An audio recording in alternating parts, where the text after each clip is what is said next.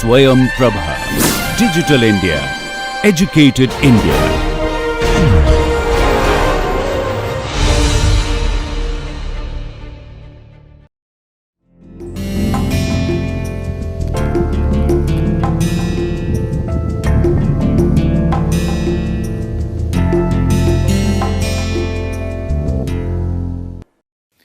Welcome back.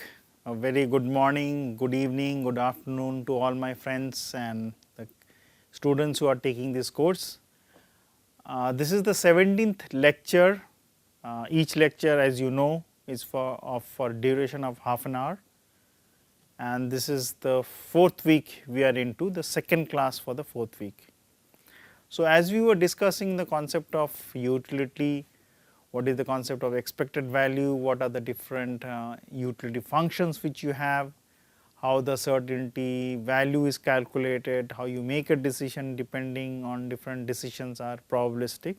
So, we have covered all these things.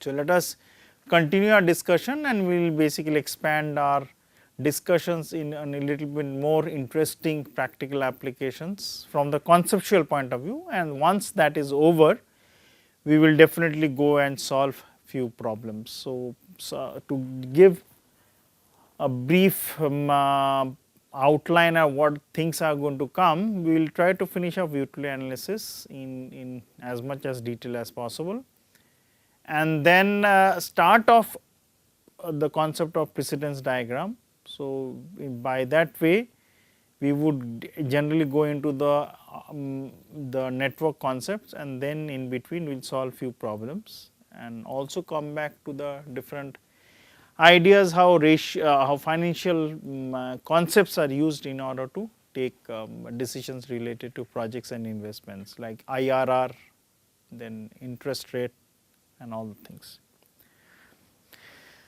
So, consider again A and B are the wealth values. If you remember, I did draw the diagram and explain to you how you can find out the certainty value. Certainty value you are measuring along the y axis and the investment. So, here was A, here was B, and you made a decision, and this was the 45-degree line. So, what I discussed in the last slide of the 16th class, I will just start off the 17th class with a discussion of that slide. So, if you see this red color diagram where I am basically hovering my pen, so based on that the discussion starts. A and B are wealth values, that is the values of W, which is the wealth in rupees, dollars, euros, yens, Deutschmark. Deutschmark is not there existing now, but Canadian dollar, Australian dollar. Also, for our ease of analysis, we consider the utility analysis is W, which is the straight line, 45 degrees line. Form a lottery such that is an outcome of A with probability P. So, you can make it much simple by considering probability and half and half. So, A has a probability of P, this A, and the other outcome B would definitely have a probability of 1 minus P, because the sum of the probability should be 1. Change the values of P and ask the investor how much certain wealth he or she will have in place of the lottery. So, the concept which I discussed was trying to change the value of A and B. You can also do by changing the value of P. So, let us continue as it is written, and it will be absolutely make perfect sense what I discussed in the last class, the 16th one, and what I am discussing in the 17th one, the lecture. Thus, as C varies with P as the probability changes, now the expected value of the lottery which is there in front of you would be A multiplied by the corresponding probability P plus B multiplied by 1 minus P. A risk averse person will have this value as this. So, if there is equality sign here, it means that I am indifferent. If the value of C is more, it means I am more risk averse, and the person, just 1 minute, a risk averse person will have this. So, it should be technically be greater. Sorry. So, it basically means that if I am risk averse, I will shun or I will shy away from the gamble. and if I want risk, I will basically go towards the gamble and shy away from the certainty value. So, if it is equal, then means the value of the gamble with respect to the C value are exactly equal. Now, there is only one point which you have understood. The value of C is basically technically UC. UC means the certainty value when converted into utility is U with the variable as taking the value of C.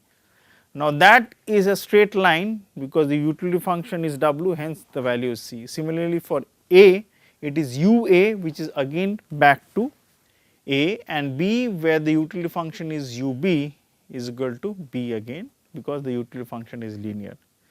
So, as P values are changed or as if P values are fixed and A and B values are changed, you plot the values of C, they can be either above the straight line, below the straight line, and based on that you can find out whether it is concave or convex or straight line and find out whether the marginal rates are increasing at an increasing rate, increasing at a constant rate, increasing at a decreasing rate. Then corresponding to that you can find out A prime, R prime. A is basically absolute risk aversion property and R is relative risk aversion property.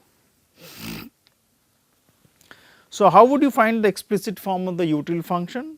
Suppose you know that it is of the form uw is exponential in nature, which is this function which is there in front of you. You ask the person that given a lottery which has a 50-50 chance of winning, that means you are now tossing a unbiased coin, an unbiased coin. So, the chances are the amount of money is 1 million or 10 lakhs, the other amount is 4 lakhs. In order to buy this lottery, what will that person he she be willing to pay? If the answer is 4 lakhs, it means that the person is indifferent between the certainty amount of 4 lakhs and the lottery. So, when you are trying to find out is basically consider you place it in front of the person and you do not know the value of A. Now, here the value of A has to be calculated. Now, if you put this value 10 lakhs and 4 lakhs in the gamble, so correspondingly you will have these values. Let me correct it. It will be 4 lakhs here, 1, 2, 3, 4. So, what and this is 10 lakhs. So, this value is the utility corresponding to 10 lakhs, this value is the utility corresponding to 4 lakhs, these 0.5, 0.5 are the prior probabilities, and if the certainty value is 4 lakhs, you put it here. So, here 1 is there, it is not written here because certainty value has a probability 1. Based on that you can find out that what is the value of A. You iterate different values, find out the certainty values and equate it to the gamble.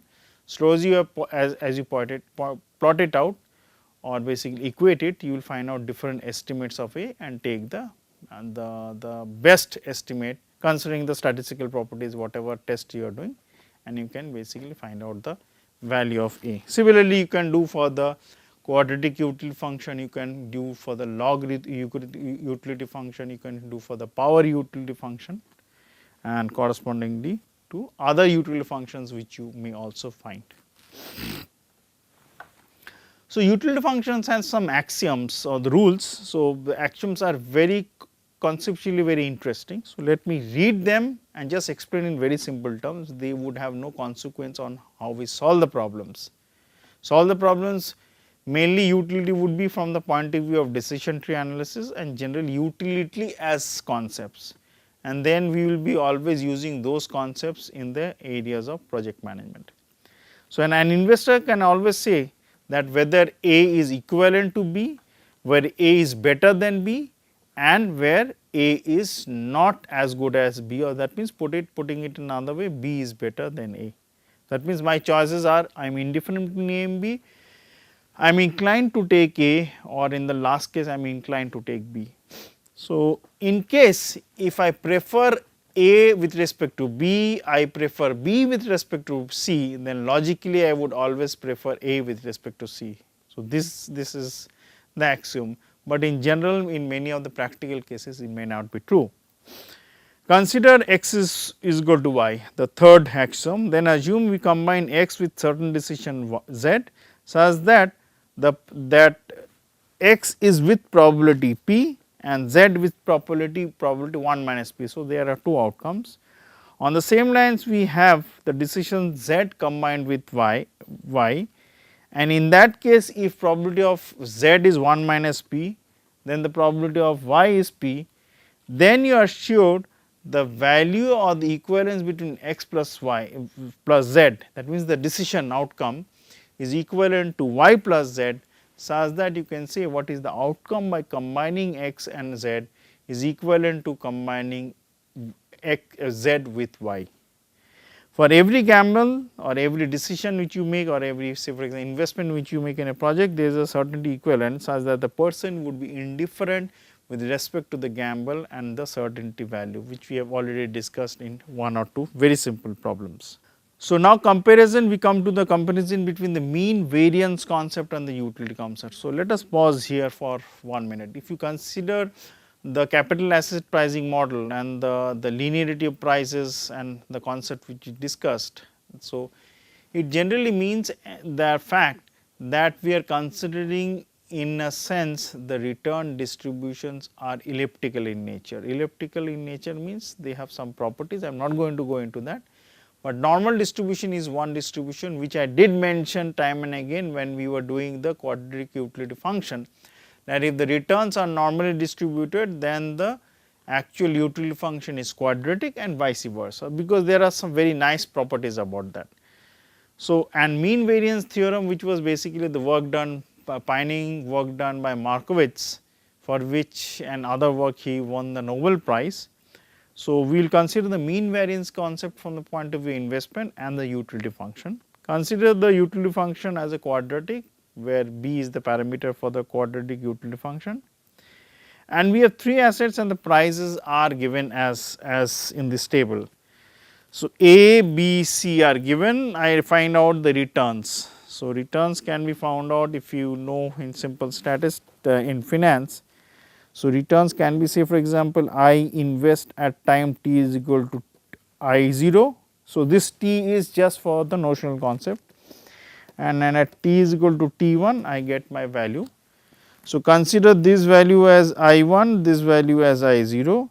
So, returns can be calculated according to this concept I 1 minus I 0 by I 0, this is R, and another one is I 1 by I 0, which is capital R return. So, you can do it according to whatever you consider. So, A, B, C prices are given, based on that I find out the return for A, B, C individually, and the probabilities are given are basically are equal. So, there are 5 outcomes, I am considering 1/5 for each of them. So, this is a distribution is 1/5 means it is a uniform discrete distribution. So, just for the interest of the students who are interested, I just mentioned that. Now, what I do is that I find out the average values of the returns, that means sum the R A values for all the values and divide by the number of outcomes. Similarly, I do for B and C. So, the average returns with the bar is given for A as 1.06, for B as 1.05 and for C as 1.14, which technically means I am getting a extra plus return of 6%, plus return of 5%, plus return of 14%. So, it was on the other side, so it would be less than 1. And similarly, I find out the standard deviation using very simple calculations as prevalent in statistics. I find out the standard deviation for A as 0.025, B as 0.022 and C as 0.052. So, they can be converted into percentage sense also. Now, I consider, say for example, the prices average WA, WB and WC as 114, 119 and 100. So, if riskless interest rate in terms of the total risk. So, if you remember, I did mention R suffix F, which is the risk free interest rate for investing in a government bond or security for which technically we consider there is no risk. So, there is an average return, but conceptually the risk is not there, and we consider this as 0.05. Then using the mean variance analysis. So, what we do is that if you concentrate here this formula, it basically normalizes the return of B with respect to its average value and the standard deviation. Similarly, for B A we basically normalize the return of A with respect to its average value and standard deviation, and similarly we normalize C with respect to its the average value and its standard deviation. So, the normalization is being done based on a datum whether the return of A, B or C is more or less than RF, which is the risk free interest rate. So, if RB is more than, say for example, RF, it makes sense to invest. So, technically what we would generally do if we are not thinking of risk for the project, we will first basically analyze the returns as the primary motivation based on which we will rank them. Then if you are only considering risk, not the return, least to the maximum value of the risk, and if you are trying to basically combine them and find out the ratios, then we will consider, if you remember, consider the ratio of mean to risk or risk to mean and rank them from respectively from the maximum value to the minimum value, or for the second case from the minimum to the maximum, and take it correspondingly. Now, why RF is coming is because the risk free interest rate is being considered as a datum based on which you will basically analyze whether the investment for the project is right.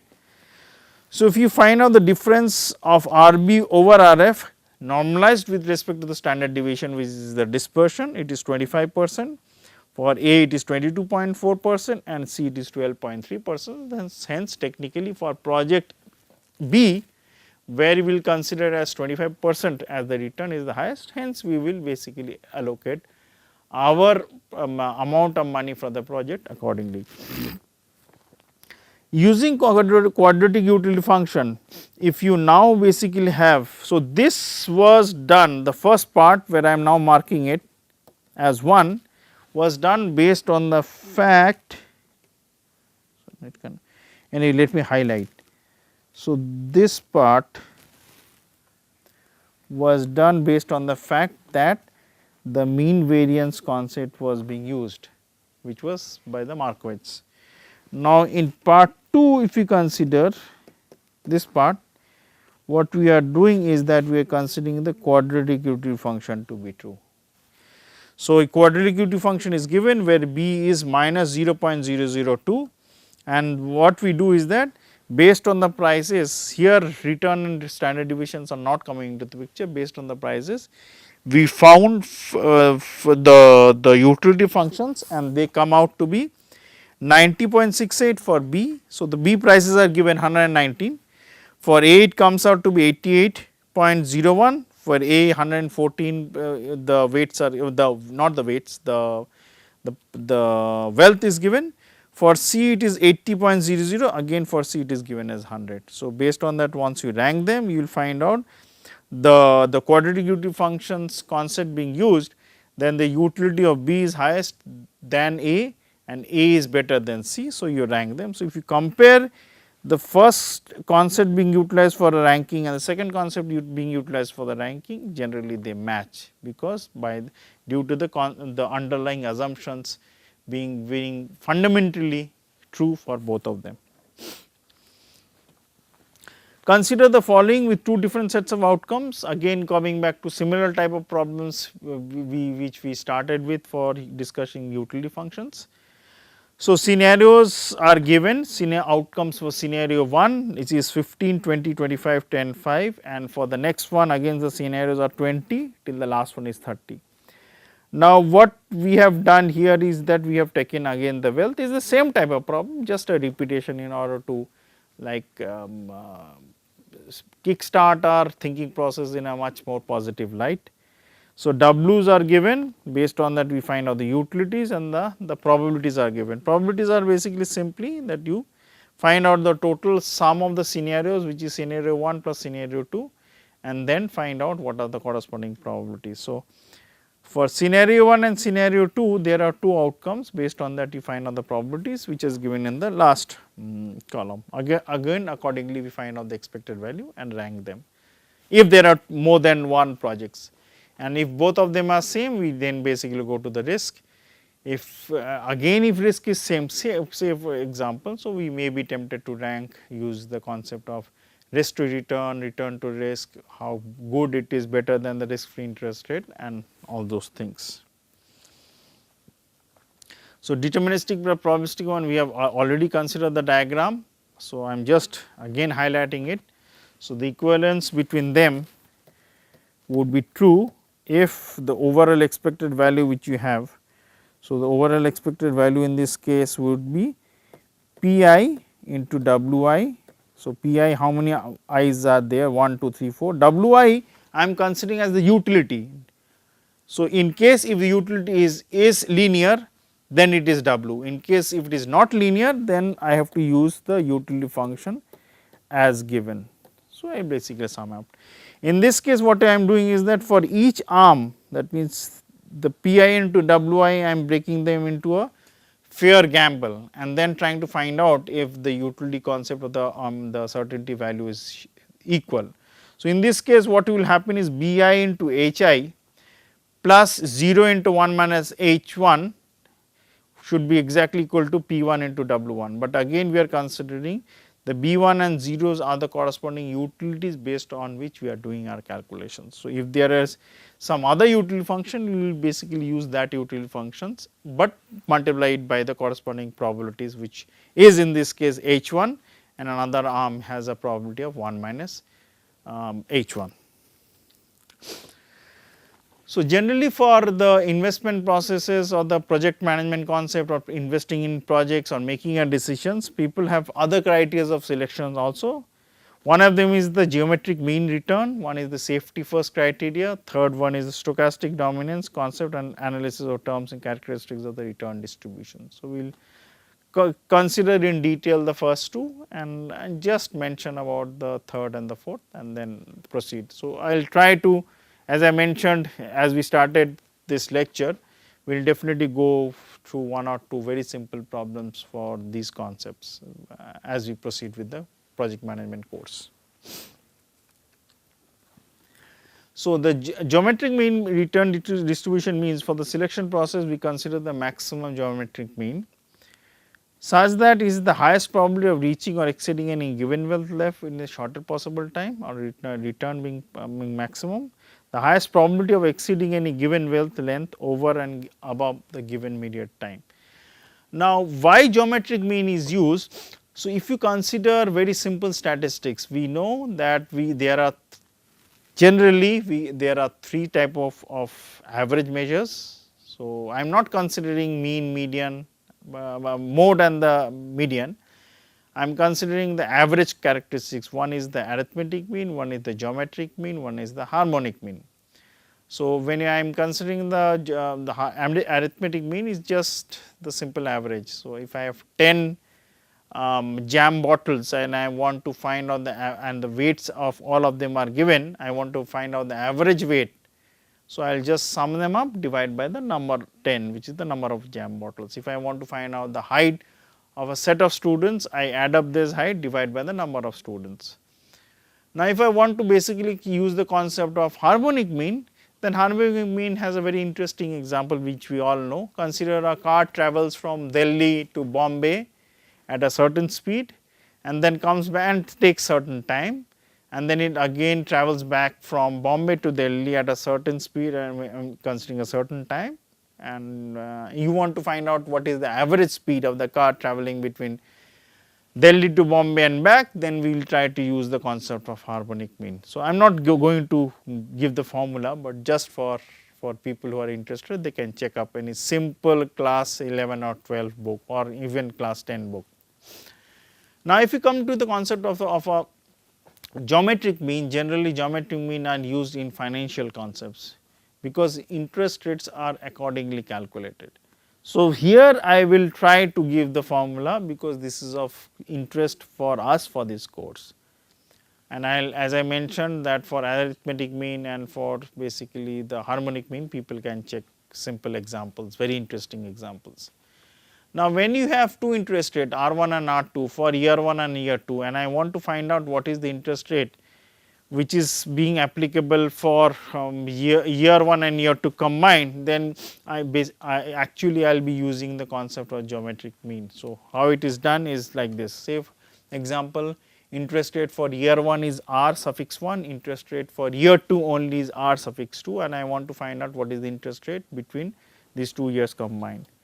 So, if I have year 1, 1 year, year 2, second year, and this is equal to interest rate for 2 years, what I do is that I know R1, I know R2. So, if I need to find out RR, and then I just simply put it in this formula and calculate. So, this is the concept of geometric mean averages. So, generally geometric mean returns and averages concept are used in these cases.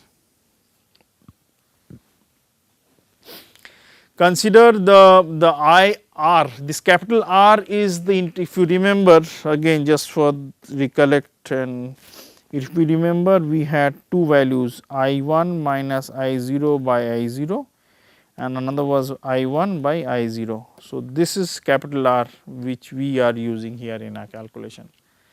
So, capital R suffix I suffix j, where ith possible returns for the jth portfolio or jth investment or jth project is given, and I want to find out the geometric mean averages of that portfolio or a project or a set of conglomeration of activities which are there. So, it is given by, if you notice, 1 plus R suffix 1 j is basically for the first possible return for the jth project multiplied by to the power corresponding to the probability for the first. Similarly, we continue doing it till the last one, which is basically R 1 plus R suffix n comma j for the nth possible return for the jth project multiplied to the power p n suffix n comma j, which is the probability, and minus 1 because you have to find out the percentage. So, based on that I can find out the return on the geometric means concept for the projects and then rank them accordingly. So, this p I suffix I j is the probability the ith income for the jth portfolio, then choose the maximum value for the geometric mean values and then rank them accordingly. Consider we have the following combinations of assets. A, B, C are in the following figures as they are given in this table. Ratios are for 1, it is given as 20, 20, 60, sum is 1. For the second one it is 1/3, 1/3, 1/3. For the third one it is 25%, 25% and 50%. And the returns for A, B, C are given as 10, 20, 30. It can be in percentage terms, it can be in ratio terms, whatever it is. I am just giving the values. So, if I want to find out the return for portfolio 1, portfolio 2, portfolio 3 for scenario 1, 2, 3, so with the suffixes it will basically make sense. So, where my finger is, P means the portfolio, comma 1 means the case. So, in this case for the first one it will be 1 plus 0.1 because there is the return to the power 20. So, this 20 is coming. The second one will be 1 plus 0.2 is the return to the power 20, and the third one is 1 plus 0.3 to the power 60 minus 1, it comes out to be 0.237, which is 23.7 percentage. For the second one, if we do again the calculation, 10, 20, 30 remains same, 10, 20, 30, and if I want to find out the probabilities, probabilities are given as 1/3, 1/3, 1/3. So, here the probabilities are 1/3, 1/3, 1/3 minus 1 gives you a return of 19.7%. And if I go for the third one, again returns are 10, 20, 30, probabilities are 25, 25, 50, and I put them on to the power as given here, I find out it as 22.2%. So, if I again look at in this diagram, choice is scenario 1 considering the concept of geometric mean return. You could have done is using the utility analysis, you could have done using the concept of mean variance, concept of the portfolios for projects. So, this is just an example to give you that how different concepts can be utilized to rank projects, rank decisions accordingly. So, with this I will end the 17th class, and then again let's finish the last portion of the utility analysis and the concepts in the 18th, and most probably we may go into the 19th one, but I will try to finish in the 18th one, so as that we can cover a whole lot of new concepts which are exciting for the students, and I am sure they are going to benefit if they study. Again, I would urge, I am bringing this point again, please study the slides, understand the concept, write to the forum, get in touch with us, the TAs and the instructor, and please read the books. There are a lot of books which are available, and the whole set of books which are given, they are also available in PDF format in the net. You can definitely search the net or else get the hard copies of the book from the library, and I am sure if you understand them, read it, do the problems, many of the concepts, interesting concepts, actual practical implementable concepts of the project management would definitely be clear. Thank you very much. Have a nice day.